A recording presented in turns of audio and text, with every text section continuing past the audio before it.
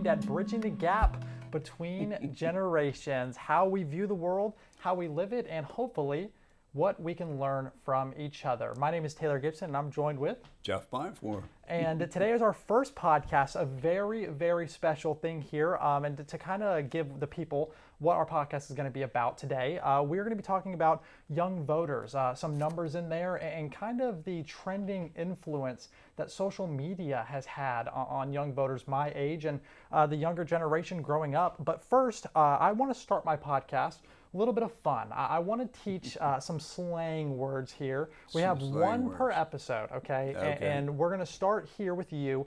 I want you to tell me here what you think the words aura farming put together Aura mean. farming. Okay, well, the aura would be like something that surrounds you, your image. So I guess if you're farming that, you're trying to create that aura, your aura, and reproduce it and inject it onto somebody else. I don't know. So. Yeah, so you did. That's actually a really great job. Aura farming, in the easiest way of explaining it, is trying to make yourself look cool in a certain way. So an example, like in movies when the actor has an explosion happen behind them and they walk away staring at the camera, that's aura farming. They're trying to make themselves look cool, and they do this in the real world. Like kids my age are doing this nowadays where I got pretty close, didn't I? and we will stand in the wind and just sit there and let it embrace us. But I think that's a really fun way to start the podcast. And there you go. You guys now know what aura farming, if you guys hear your kids or anybody say it around, you guys know what it means. Yeah, the chances of me using that in a sentence are probably less than zero. But let's talk about young voting. I think that it is such an important,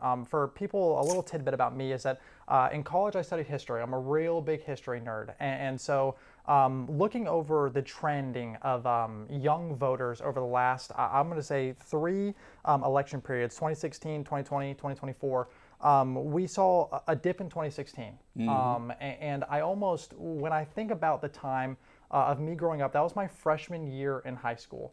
That was kind of around the time that I know Instagram and Snapchat and TikTok and all these things, maybe not TikTok as much, that came in 2018. But those starting social medias became to bloom, and our generation kind of fueled that. We were all flooding to that. I remember growing up in high school, and all of my friends, we were all on Instagram. Facebook really wasn't the thing anymore for us. It was almost like that was the platform of the old. And as Facebook and Instagram are now owned by the same people. But how much of an influence do you think that social media has played in our everyday lives, growing up with it every day? It's huge. I mean, it's huge. First of all, let me say this. I hate social media. Yeah. I don't use it. I refuse to use it, but I have to admit the influence is that's huge. Yeah. It's everywhere. It touches everybody.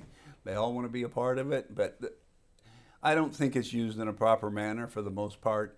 Most of it is just a waste of time, I think. But it is a way to get messages out quickly and spread it across the world, really. Yeah, and this is why I think is so interesting is that the viewpoint between social media, for me, it is something that has always been there. It has been there from my earliest, growing up and being, trying to be the popular kid, trying to go through high school, doing all this. That plays such an important part. And I think that we kind of see it influence politics a lot, especially here recently in 2020 and 2024. We've had a huge, major jump. 2020 was the first year that I was able to vote. And playing into that, we discussed a little bit, obviously, about there's kind of a stigma now, especially when it comes to voting, about you have to pick one side or the other. Yeah, that's unfortunate. Our politics has become just toxic. Yeah.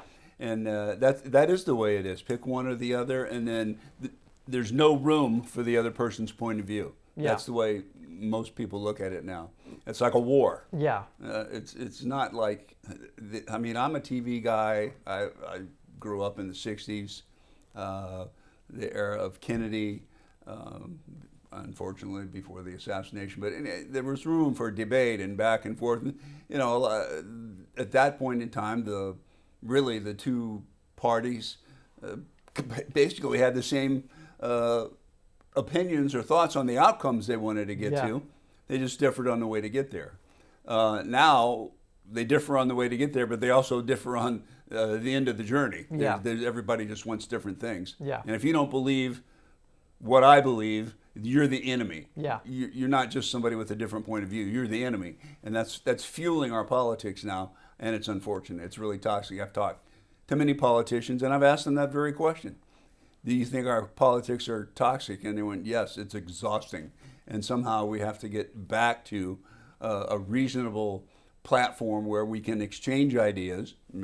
We may never agree, but at least it can be peaceful. Yeah. And then we arrive at a conclusion somewhere that everybody can live with. And that's so important. And I think a big part of almost why we've seen these numbers grow so much is because there is so much of a emotional connection Correct. To your beliefs and your viewpoints now, that because there is such a big separation between the two sides, you are getting more voting.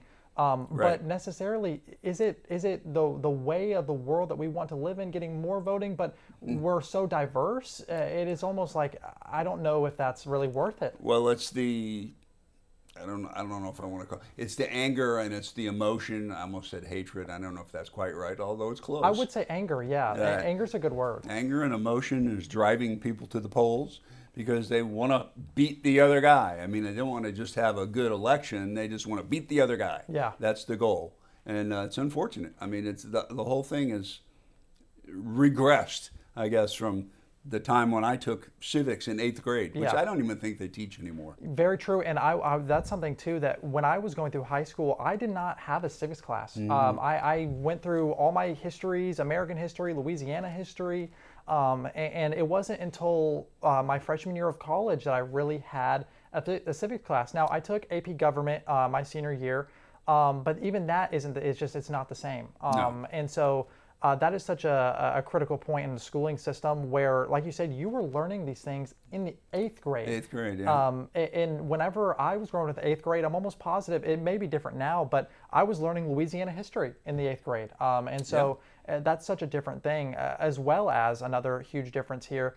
is I think that a lot of the young voters, kids that are my age, I say kids, young adults that are my age and that are able to vote now, I think just the fact that we have been surrounded with the right to vote our entire life. It has never not been there. Sure. And I think that just like everything, like you have to lose something in order to appreciate it. Well, you take it for granted. You take it for granted. You take it for granted, and therefore you may not even bother to exercise your right. Yeah. Which is the worst thing you could do. Absolutely. And I know too many people, especially in this last election, that just didn't bother voting. And I think that is such a terrible way to go about it because, like I said, it's a right. And there are so many places that, we have a direct influence in who is leading our country.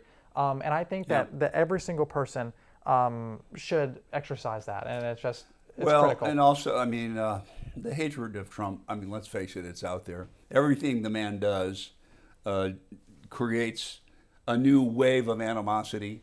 They try to get him in court. They try to break him. They try to bankrupt him. He wants to send in troops to help keep the peace in the streets. They want to fight that. I mean, it fuels the fire, fuels the anger, fuels the emotion, and drives the people to the polls. Yeah. Because of the anger and the emotion. I think a lot of what we can look at and take from Biden's term when looking in, because I think if we look at the 2020 period and then into what we're looking at right now and how we've had a left and now a right as we're taking it just these two second experiment groups here.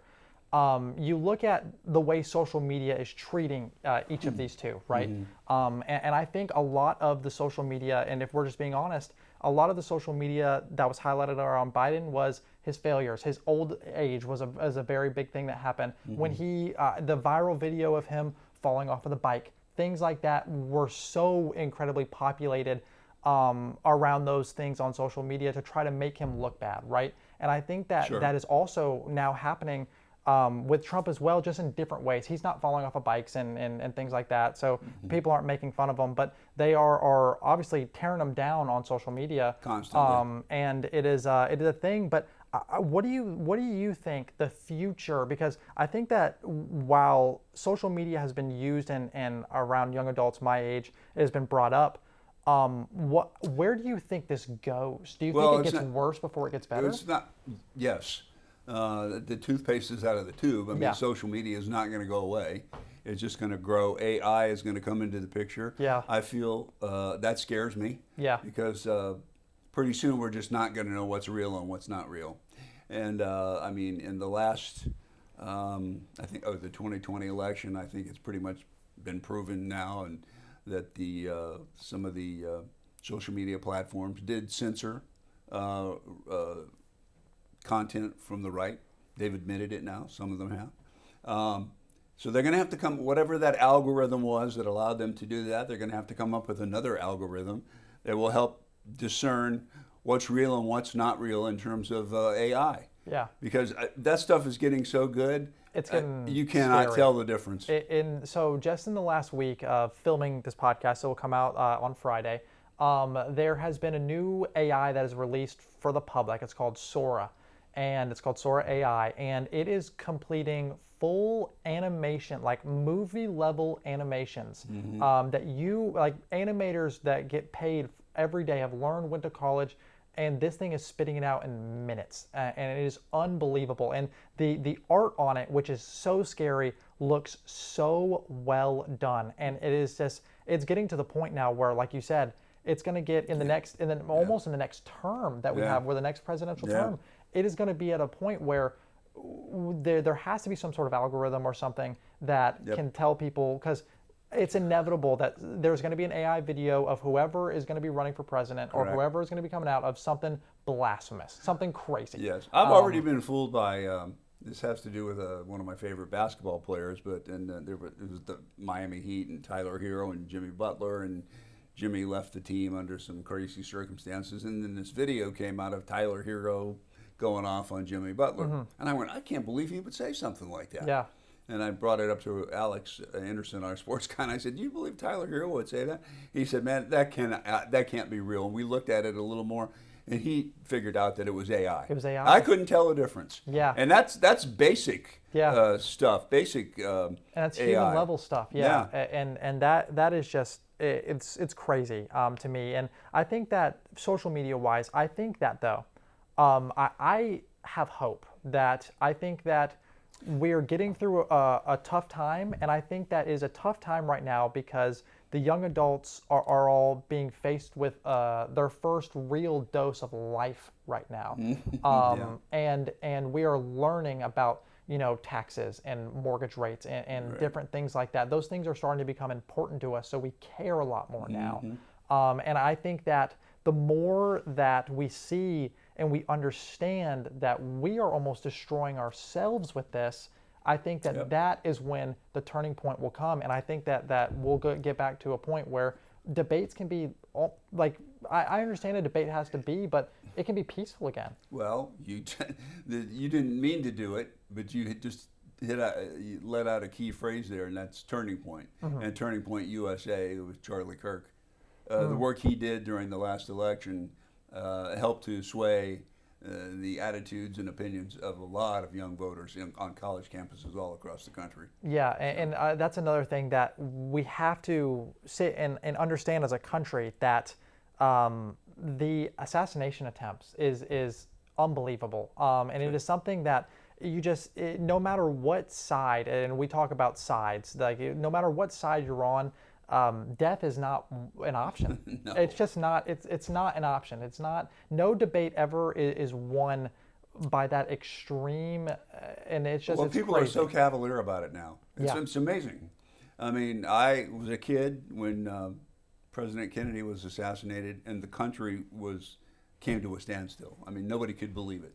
The nation was in shock. How different was it from when something like that happened, and obviously when the assassination attempt on Trump happened? Obviously, one actually happened and one didn't. But what would you Close say the enough. difference? Yeah. Yeah. I mean, like I said, the nation came to a standstill for days.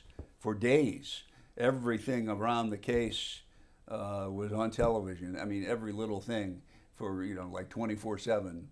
Now, President Trump gets shot in the ear, and they talk about it a little bit, and then let's move on to the next thing. It's amazing to me. Some stuff of very great importance like that seems to just get, this happened, the news cycle churns it up and spits it out and moves on to the next thing, which I think is, that's a sad thing. Yeah. Another critical point that I think is really, I think it's understood, but not enough people, not enough people really take it to heart. And it's the fact that when we are talking about these debates, or politicians debating, or it's you and I talking about apples to oranges, whatever, I think that there needs to be at some point an understanding that the individual can be wrong. I can be wrong if I like oranges and you like apples, and I try the apple that you gave me. I'm often wrong, usually wrong. But people can be wrong, and it's okay to be wrong. Correct. It's okay. I feel like there is such an emotional, I cannot be. It's all a gotcha. Yeah. Gotcha. That's what everybody wants. Yeah, the gotcha culture. Gotcha. Yeah. And so I think that those type of things are so just crazy. And growing up in school, I grew up around the DC area, and one thing that we learned, especially whether it was a respect thing to the individual, or it was just a thing we learned growing up in school, that it was, you have to, one, if you're going to argue, it should never be belittling the other person.